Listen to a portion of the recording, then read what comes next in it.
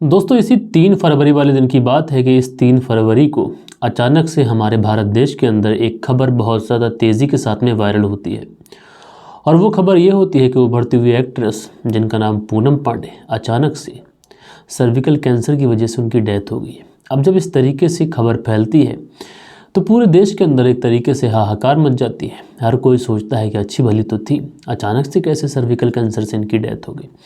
उसके बाद में हर कोई सोशल मीडिया पर जाता है, गूगल पर जाता है, यूट्यूब पर जाता है और पूनम पांडे के बारे में सर्च करता है। लेकिन हर जगह, चाहे बड़े न्यूज़ चैनल हो या फिर छोटे मोटे कुछ न्यूज़ पोर्टल हो, हर जगह न्यूज़पेपर में, न्यूज़ कटिंग में, हर जगह जो हेडलाइंस थी वो यही थी कि पूनम पांडे की अचानक से रहस्यमय तरीके से डेथ हो गई।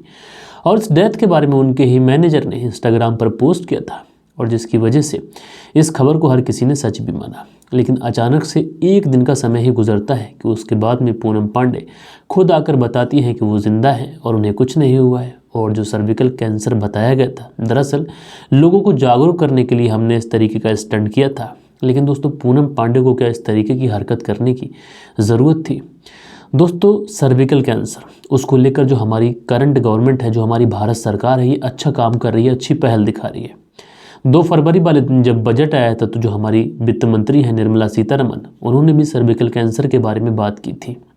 लेकिन पूनम पांडे ने जितनी ज़्यादा घटिया, जितनी ज़्यादा ओछी हरकत दिखाई और इसके लिए उन्होंने सिर्फ और सिर्फ पब्लिसिटी स्टंट किया। इस तरीके का लोग बात कर रहे हैं। तो दोस्तों पूनम पांडे ने यकीनन जो किया, क्या वो पब्लिसिटी स्टंट था या फिर कुछ और वजह रही होगी? आप लोग इस बारे में कमेंट्स करके ज़रूर से ज़रूर बताएगा। और क्या उन्होंने जो किया, क्या वो सही था? लगभग 140 करोड़ भारतवासियों के दिल से खेलने का हक उन्हें है या फिर नहीं? आप लोग इस बारे में ज़रूर से ज़रूर बताएगा। और दोस्तों आज की कहानी शुरू करें तो एक कहावत है, ज़र ज़ोरू ज़मीन। यानी हर क्राइम के पीछे, हर कत्ल के पीछे अगर कोई बड़ी वजह बताई जाती है तो हमारे बुज़ुर्गों ने कहा है कि ज़र ज़ोरू ज़मीन। ये 3 चीज़ें ऐसी होती हैं कि जिसकी वजह से ही क्राइम होता है, कत्ल होता है। लेकिन दोस्तों आज की कहानी के अंदर आप लोगों को ये तीनों ही चीज़ें देखने को मिलेगी। तो दोस्तों क्या हुआ था इस पूरी घटना के अंदर, परत दर परत, पॉइंट टू पॉइंट विस्तार से मैं आप लोग को बताऊंगा। बस आप लोग वीडियो में अंत तक बने रहिएगा। और आप लोग के जो भी कमेंट्स रहे हैं कल के दिन के, वो आज के इस वीडियो में अंत में पढ़ूंगा।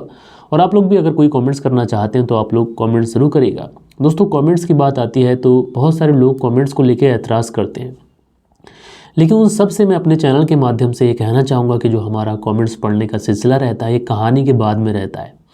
और कमेंट से सिर्फ हमारे बीच की जो बॉन्डिंग है, थोड़ी बहुत बातचीत हो जाती है, यही है। बाकी जो हमारी कहानी होती है उसमें मैं आप लोग को बिल्कुल भी डिस्टर्ब नहीं करता हूँ। पूरी कहानी परत दर परत, पॉइंट टू पॉइंट विस्तार से मैं आप लोग को सुनाता हूँ। तो दोस्तों रात के 10 बज चुके हैं। मैं हूँ आप सभी का अपना शावेज़ मलिक और हाजिर हूँ आप लोग के सामने फिर से एक क्राइम की कहानी को लेके, एक क्राइम की घटना को लेके। और दोस्तों जो आज की घटना मैं आप लोग को सुनाने जा रहा हूँ, ये घटना है राजस्थान प्रदेश की। और राजस्थान प्रदेश का एक ज़िला पड़ता है भरतपुर।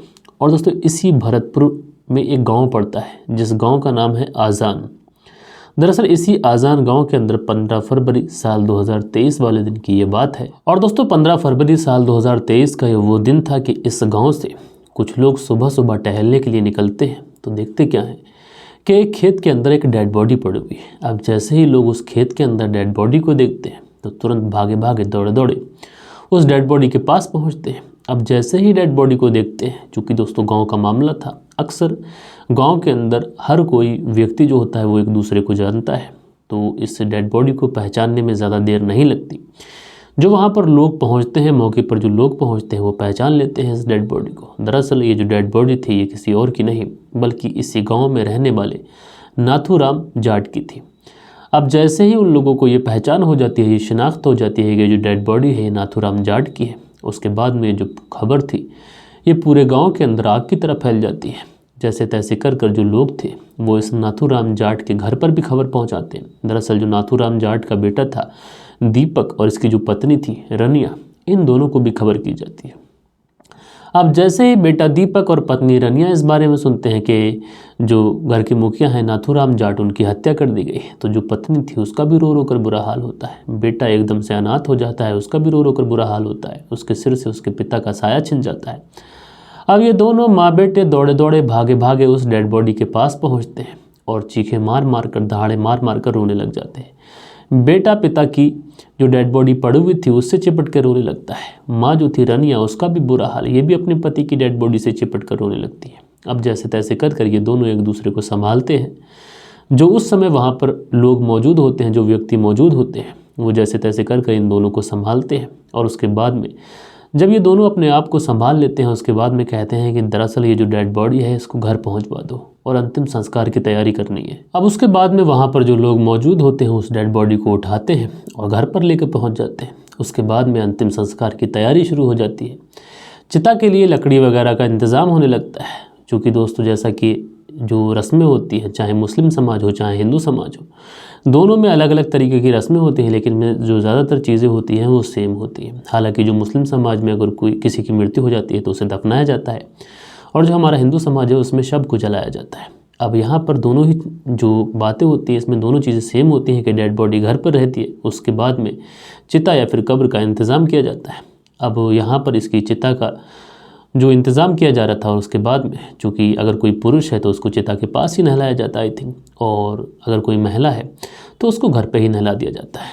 अब चूँकि पिता की चिता तैयार हो चुकी थी, उसके बाद में सारे रिश्तेदार रिलेटिव आ चुके थे, लेकिन इसी बीच में जो उद्योगनगर थाना है वहाँ पर पुलिस को खबर मिलती है कि इस तरीके से एक डेड बॉडी मिली थी। उसके बाद में उसकी अंतिम संस्कार की जो प्रक्रिया है वो करी जा रही है। अब जैसे ही पुलिस ये बात सुनती है, पुलिस इस पूरे मामले को काफ़ी ज़्यादा संदिग्ध लेती है। उसके बाद में तुरंत वहाँ पर पुलिस पहुँचती है, और पहुँचने के बाद में जो बेटा दीपक होता है उससे कहती है कि दरअसल तुम्हें अपने पिता का अंतिम संस्कार करने से पहले, उनकी चिता को अग्नि देने से पहले एक बार उनकी डेड बॉडी का पोस्टमार्टम करा देना चाहिए था। दरअसल तुम्हारे जो पिता थे, ना तो उनकी उम्र थी, ना उन्हें कोई ऐसी बीमारी थी, ना तो वो ज़्यादा शराब पीते थे।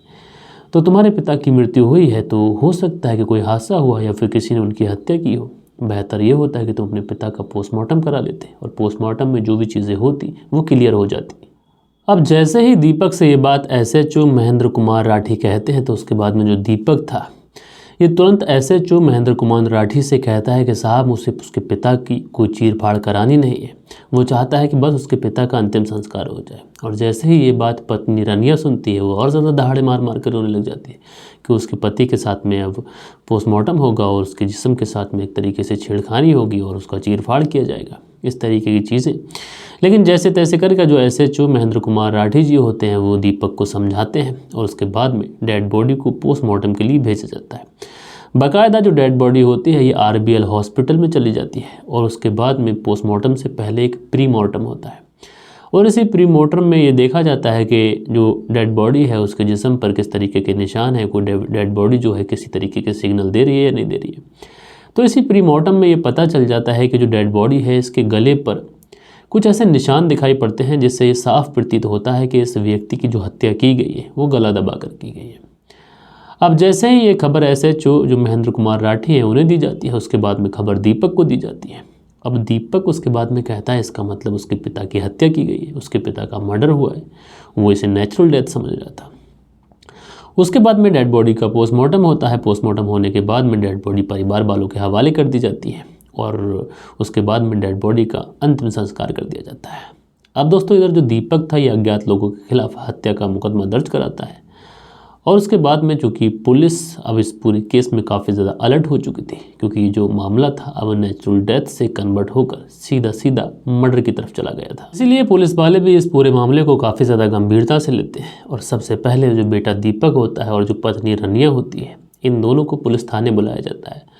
और इन दोनों को पुलिस थाने बुलाने के बाद में इन दोनों से बारी बारी से पूछा जाता है कि तुम्हारे पति की किसी से कोई रंजिश थी, या फिर तुम्हें किसी के ऊपर कोई डाउट है, कोई शक है, या हाल फिलहाल में किसी के साथ में कोई झगड़ा हुआ हो, किसी से कोई पैसों का लेन देन हो। तो जो पत्नी रनिया होती है वो सिर्फ इतना ही कहती है कि साहब हम गरीब आदमी हैं और हमें किसी से दुश्मनी से क्या मतलब, ना तो हमारी किसी से कोई दुश्मनी है, ना किसी से कोई रंजिश, ना हाल फिलहाल में कोई झगड़ा हुआ है।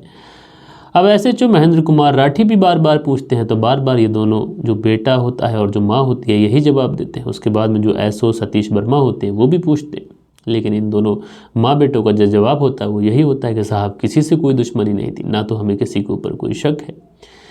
इसलिए पुलिस वाले सोचते हैं कि अब इस पूरे मामले में जब दुश्मनी का कोई एंगल नहीं मिलता है, तो पुलिस वाले सोचते हैं कि बाहरी एंगल से तलाश की जाए। हो सकता है कोई ऐसी रंजिश हो जो घर तक ना पहुंची हो और किसी ने रंजिश के तहत ही इस पूरे कत्ल को अंजाम दिया हो। अब पुलिस वाले जो थे बाहरी एंगल से भी तलाश जारी कर रहे थे, बाहरी एंगल से भी जो तफ्तीश कर रहे थे, लेकिन बाहरी एंगल से भी कोई तफ्तीश करने का कोई फ़ायदा निकलता नहीं है।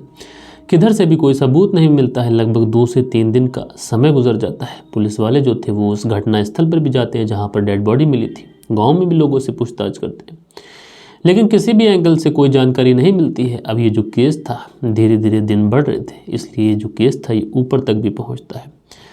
अब जब ये केस ऊपर तक पहुंचता है तो उसके बाद में जो एसपी साहब होते हैं उन तक भी ये केस पहुंचता है। एसपी साहब होते हैं श्याम सिंह। दरअसल जो एसपी श्याम सिंह होते हैं वो एसएचओ महेंद्र कुमार राठी से कहते हैं इस पूरे केस में पुनः इन्वेस्टिगेशन करिए, और हो सकता है कि इस पूरे केस पे जो परिवार वाले हैं यहीं से कोई सबूत मिले। तो उसके बाद में जो एसएचओ महेंद्र कुमार राठी होते हैं वो कहते हैं साहब कैसे किया जाए।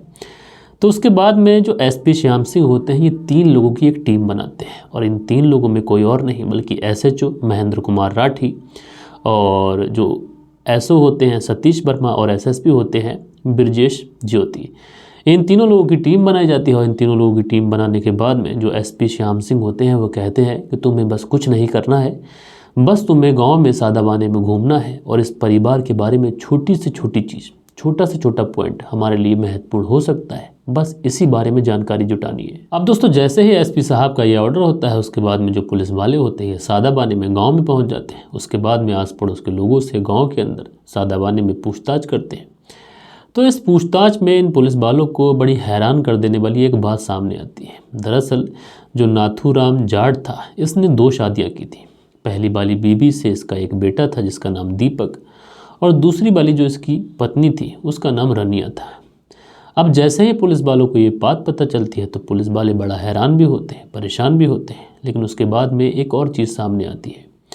दरअसल जो नाथूराम की बीबी थी जिसका नाम रनिया है, इसका इसके ही गांव में रहने वाले एक रिश्तेदार से अवैध संबंध थे, रिलेशन था, और जो रिश्तेदार था ये कोई और नहीं बल्कि इसकी ही बहन का देवर था सुखबीर। अब जैसे ही ये बात पता चलती है तो पुलिस इन दोनों ही मामलों को, इन दोनों ही बातों को अपनी डायरी में दर्ज करती है, और उसके बाद में एक बड़ी अजीब बात सामने आती है। दरअसल गांव वालों से पुलिस को ये पता चलता है कि जो व्यक्ति था जिसका मर्डर हो चुका है नाथूराम, और इसकी जो पत्नी है रनिया, किसी बात को लेकर आए दिन इन दोनों के बीच में झगड़ा होता था, और झगड़ा तकरार जैसी जो चीज़ें थी ये आए दिन इन दोनों के बीच में होती रहती थी। अब दोस्तों पुलिस की सारी छानबीन में, पुलिस की सारी इन्वेस्टिगेशन में जो सादाबाने में पुलिस छानबीन कर रही थी उन सारी ही बातों में जो एक रंजिश होती है, अवैध संबंध होते हैं, सौतेला रिश्ता सामने आता है।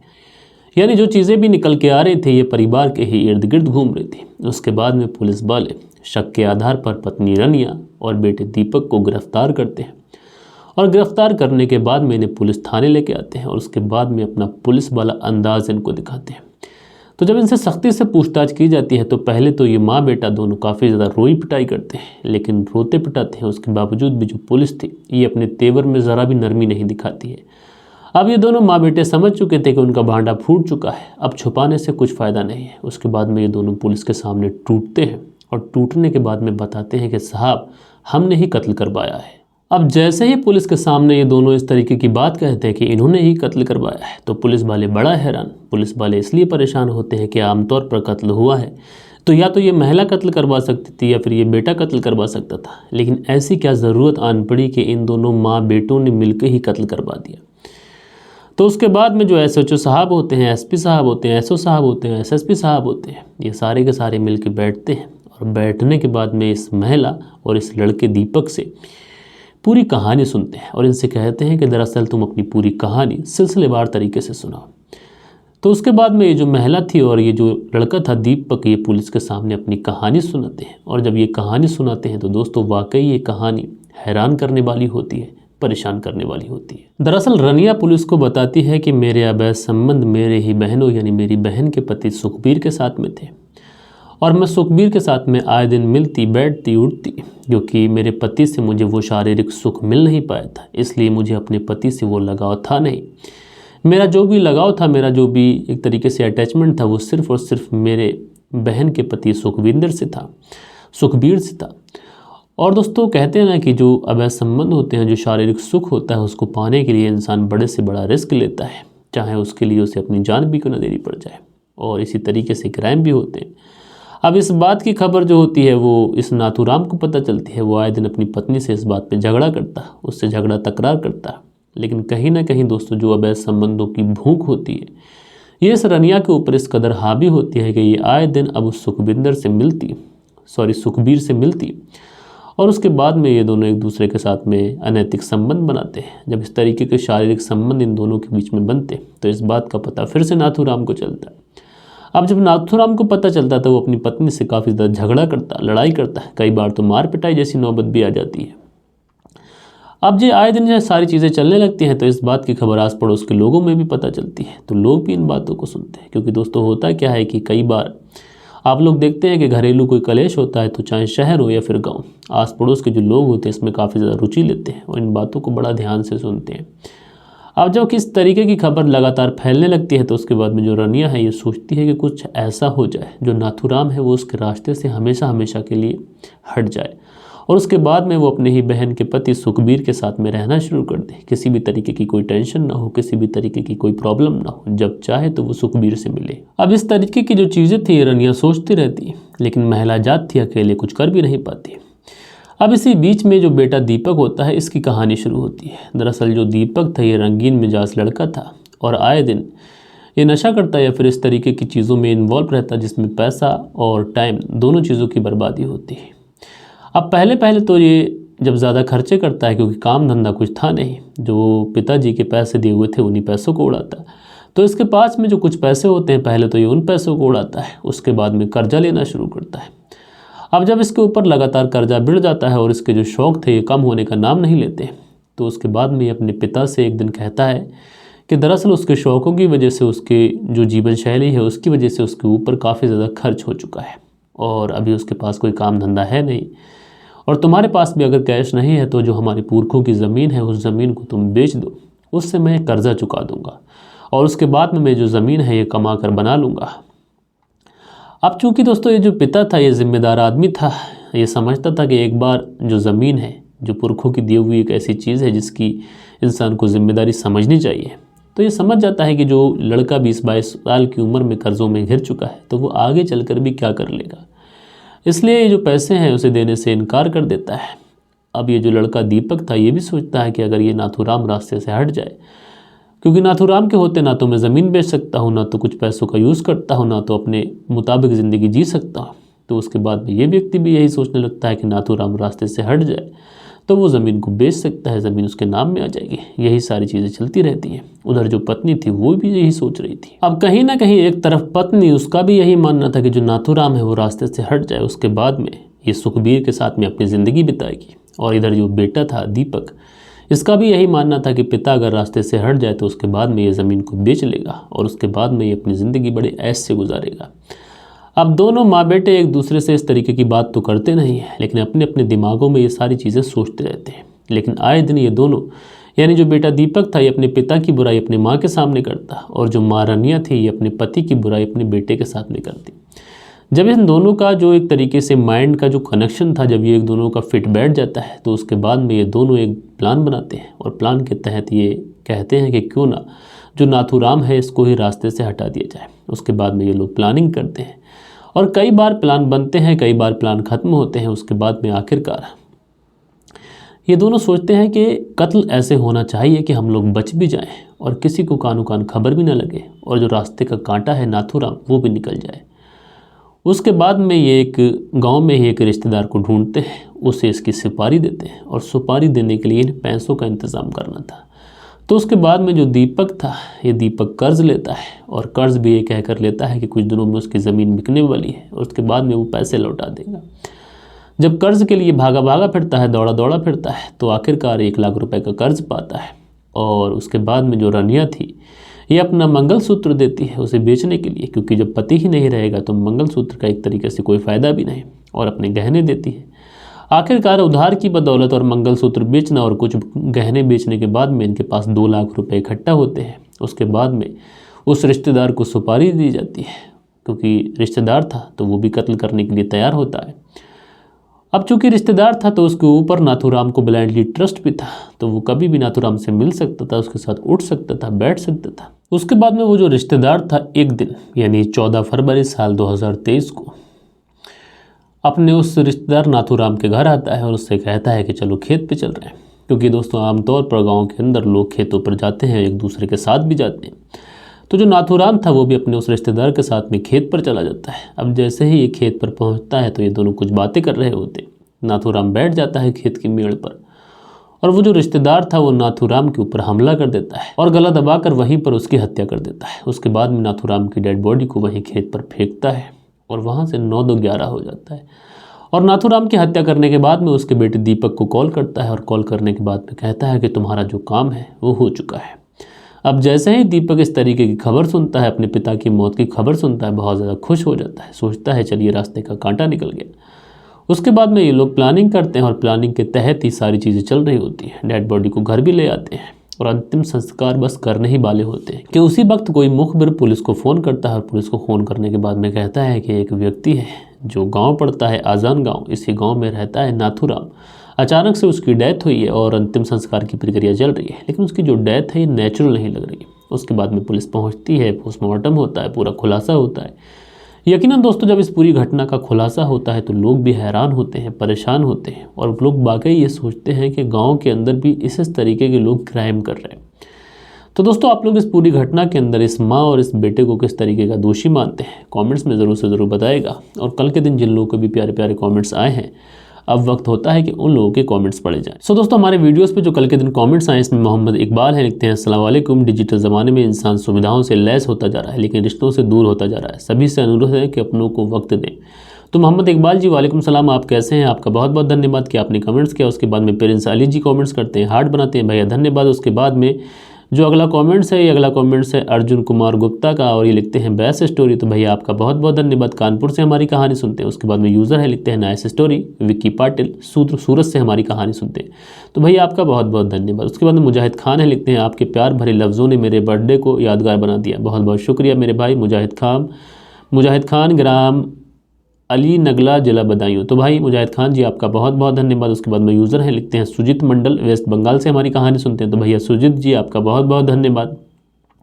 उसके बाद में इरशाद हैं, लिखते हैं सॉरी सर आपकी स्टोरी कल नहीं सुन पाए, शादी में थे, आज सुना है। तो भाई आपका बहुत बहुत धन्यवाद इरशाद जी।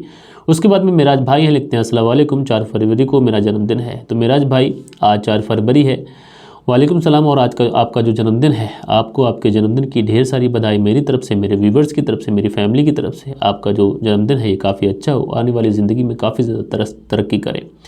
उसके बाद में जो अगला कमेंट्स है, लिखते हैं अस्सलाम वालेकुम, मोहम्मद फराज अवैध संबंध कभी भी किसी भी इंसान को नहीं बनाना चाहिए। तो मोहम्मद फराज जी आपका बहुत बहुत धन्यवाद और आपने प्यारा सा कमेंट्स किया। आई थिंक आपको वैसे कहानी सुनते हैं। नासिर पठान जी हैं, लिखते हैं सर आप कैसे हो? भाई अभी थोड़ा ठीक हूँ, आपका बहुत बहुत धन्यवाद। उसके बाद में जो अगला कमेंट्स है यहाँ पे लिखते हैं पर्सन के फ़ोटो भी शेयर करा करो अगर पॉसिबल होगा तो जिन कहानियों में पॉसिबल होता है उसमें थंबनेल पर फ़ोटो शेयर कर दिए जाते हैं और जिनमें पॉसिबल नहीं हो पाता है तो उसके लिए हम आपसे सॉरी चाहते हैं।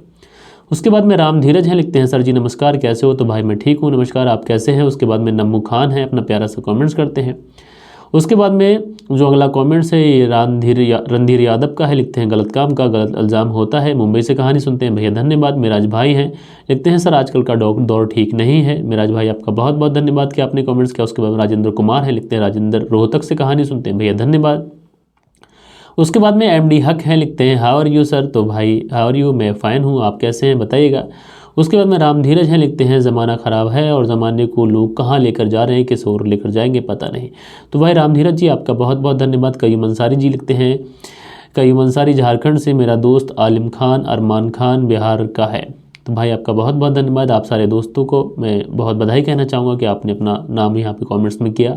उसके बाद में मिथुन वर्मा है, लिखते हैं कल मेरी होने वाली पत्नी का जन्मदिन है सर, ममता नाम है। तो मिथुन वर्मा जी आपकी जो पत्नी है होने वाली, जिनका नाम ममता है, उनको उनके जन्मदिन की ढेर सारी बधाइयाँ और आप लोगों की जो आने वाली ज़िंदगी है उसके लिए शुभकामनाएं। उसके बाद में जो अगला कमेंट्स है ये है घिसी पिटी स्क्रिप्ट, भाई आपका धन्यवाद। उसके बाद में सुनील त्यागी जी हैं, लिखते हैं कैसा ज़माना आ गया है भैया, सुरेंद्र सुनील त्यागी शाना बुलंदशहर से। तो आप दोनों पति पत्नी का बहुत स्वागत करना चाहूँगा, बहुत धन्यवाद कहना चाहूँगा कि आपने अपना प्यारा सा कमेंट्स किया। खैर दोस्तों ये कुछ प्यारे प्यारे कमेंट्स थे आप लोगों के जो कल के दिन आप लोगों ने किए थे। आशा करता हूँ आज का ये वीडियो आप लोगों को पसंद आया होगा और इस वीडियो के माध्यम से मैं आप लोगों से यही कहना चाहूँगा कि अपनों की रिश्तों की अहमियत को समझें, परिवार की अहमियत को समझें, क्राइम से दूर रहें और देश का ख्याल रखें, परिवार के रिश्तों का ख्याल रखें। मिलते हैं कल के दिन किसी और क्राइम स्टोरी के साथ में, जब तक के लिए अपना ख्याल रखें। जय हिंद, जय भारत।